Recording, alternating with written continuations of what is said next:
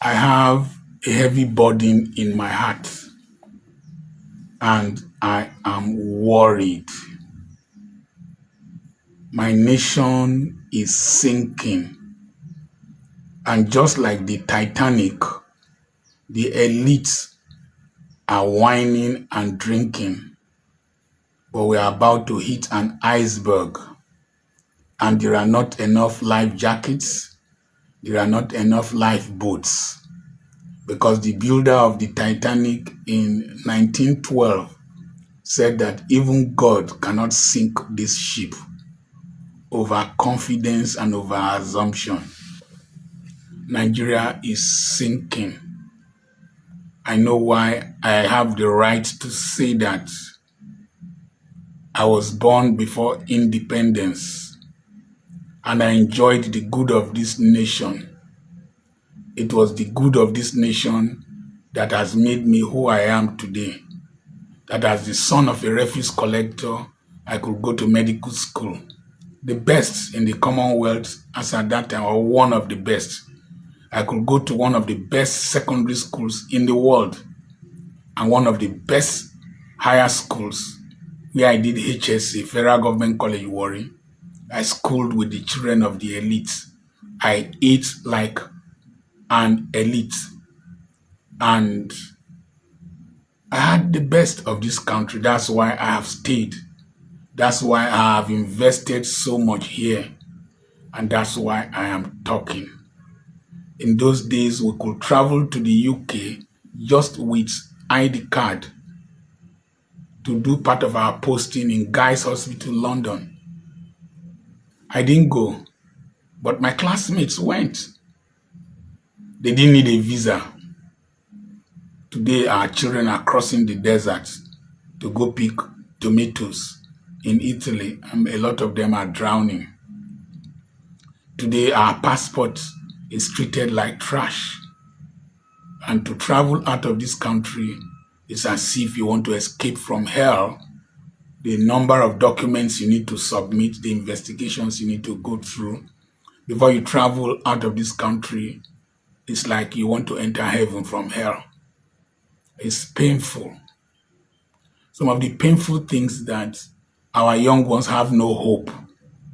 That's why our citizens in the north could fly Russian flags in their own country. That's why they could call for Russia to intervene. Our nation is sinking. That's why northern youths had the audacity to be begging military men for regime change, which is unconstitutional, which no person should approve of.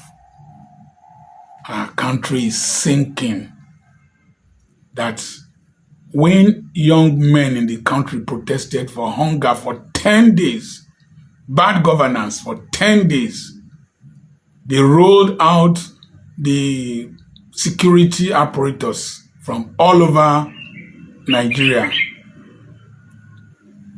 to shoot at their own youths, to tear gas them who are hungry. But just after that, a country that has very few medical doctors to take care of 200 and something million people, medical students were traveling for a conference in Enugu. They were kidnapped by dirty illiterates. We don't know where they are, and they are demanding for money.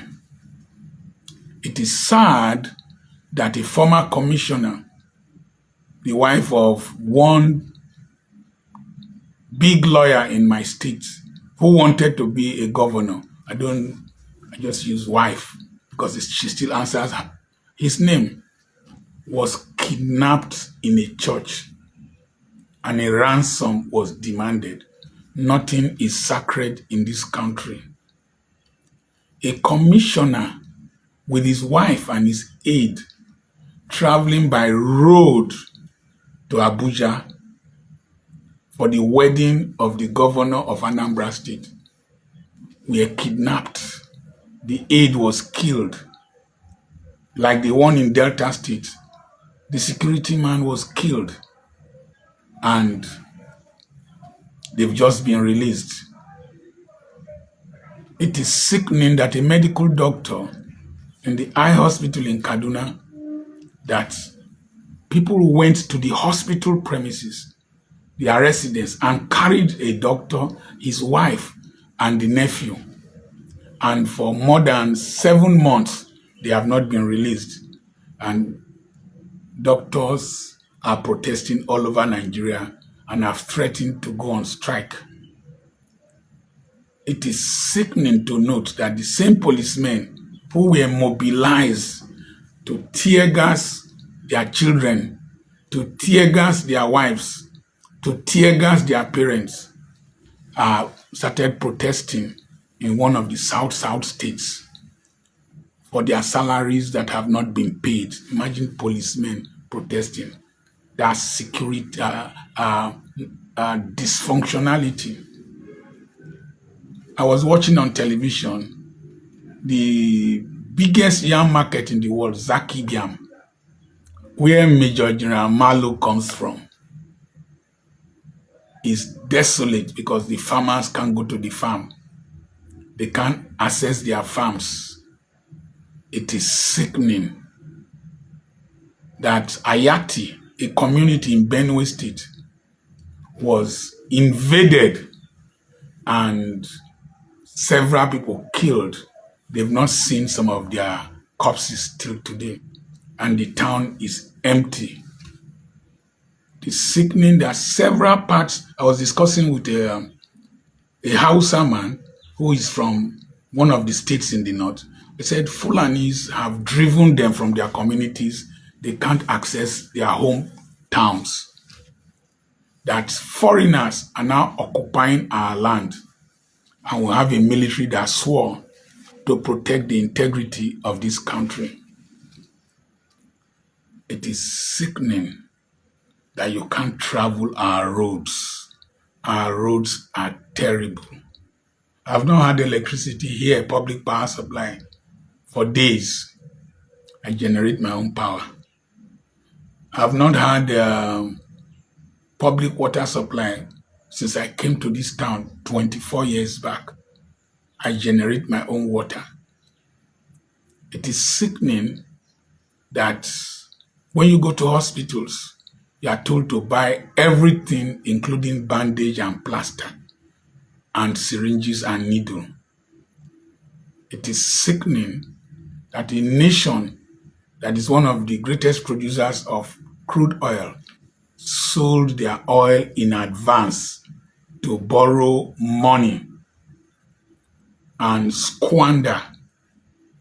Now, the refineries that are built in the land that has oil will need to buy crude oil from other countries or buy from the multinationals that will give a certain percentage to. It is sickening that we have several refineries. None of them is functional.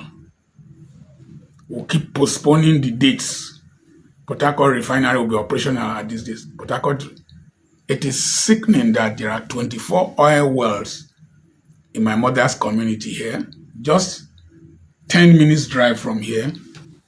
Another one from my father's mother, her village, and all the communities here, Agbara, Fisiri, Ufoma, all oil wells. We queue to buy petrol, PMS. I bought 900 naira per liter. It is sickening that we are degenerating. Somebody had a certificate from Nigeria. He went somewhere. He ended up as a security guard.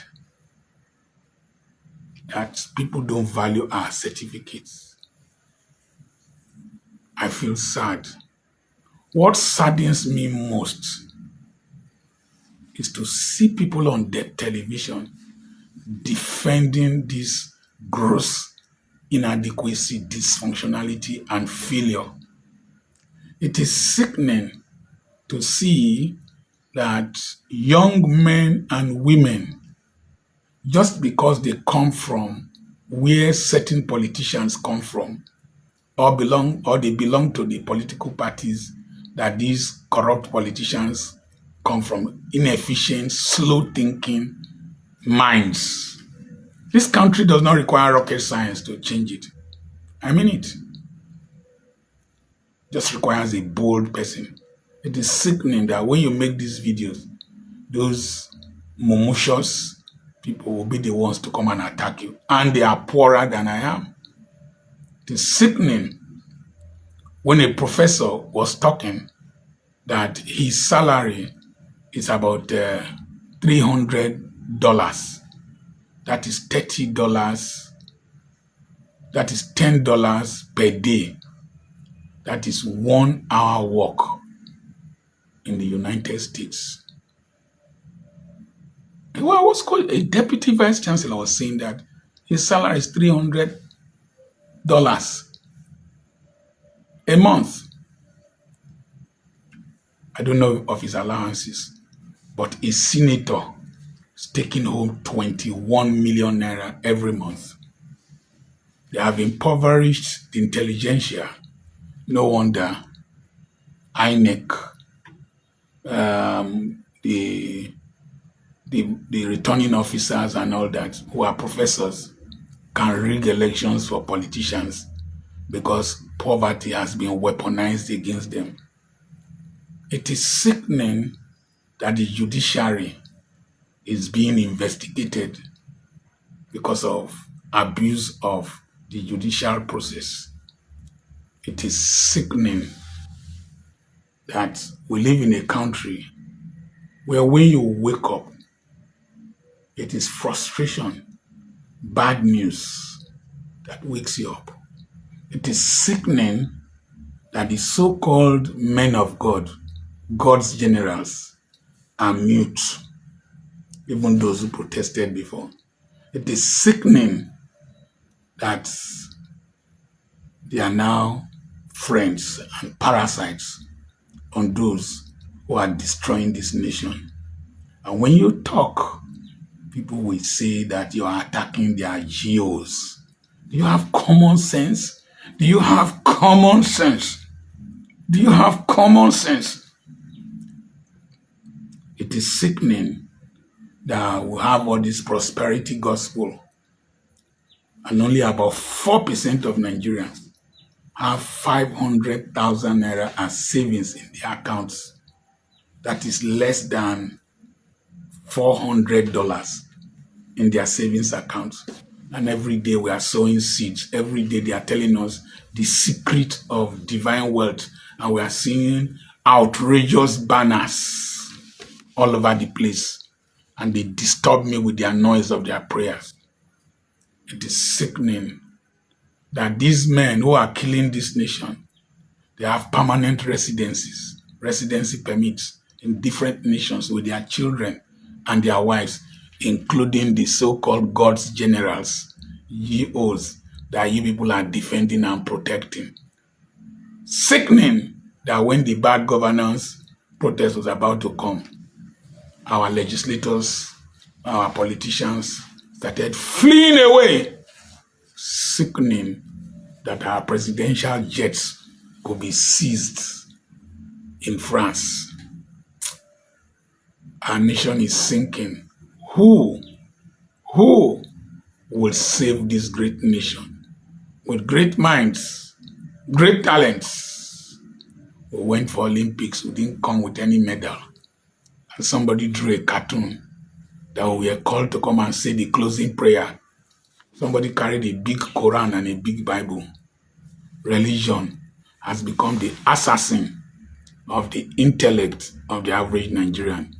Who will save this my wonderful country?